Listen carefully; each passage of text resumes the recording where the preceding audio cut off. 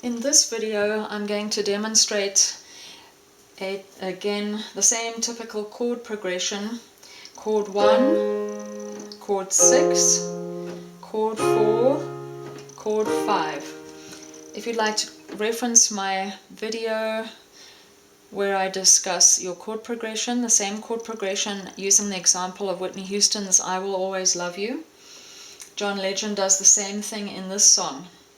Chord 1, A flat. Here's a descending third to the F minor. Descending third to the D flat note. There's chord 5. Chord 1. Decorated F minor.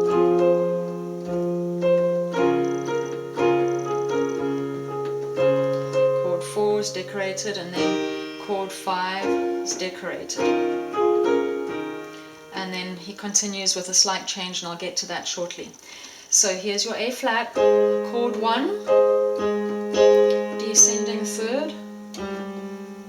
He decorates the F minor by suspending the third of the chord. He doesn't go straight onto the third of the chord, but he uses the suspension note, note number 4 in that chord, to hold over onto the F minor chord. And then here, instead of your direct plain chord 4, he uses chord 2 in first inversion. Chord 2 is the B flat note, and he uses the third note of the B flat minor triad to form that harmony. He could have just used a plain old 4, but he used second and first inversion, chord 2B, and it gives the chord a little extra color, and it moves again cleanly onto your chord 5. Here he decorates the harmony again. He uses a chord 4 above over note number 5, so D flat chord over the E flat note, to kind of give a dominant 7th feel. It's actually an extended dominant chord, and then he ends on a plain dominant chord, the E flat chord. He repeats that progression: A flat, chord 1,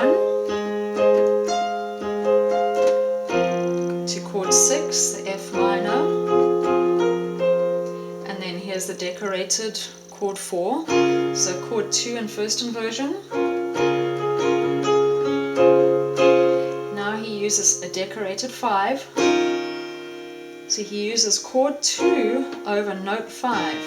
He could have done what he did earlier using chord 4 over note 5, but he's chosen to give a little bit of extra color and use chord 2, B flat minor, over an E flat chord.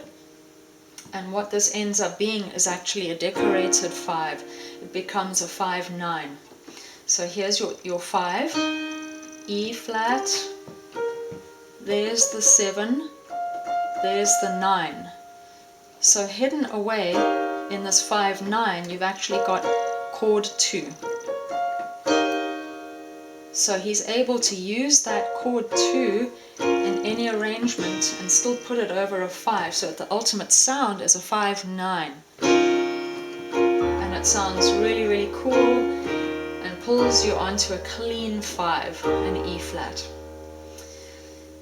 So then the next section of this song, he changes the chord progression slightly. He goes to F minor,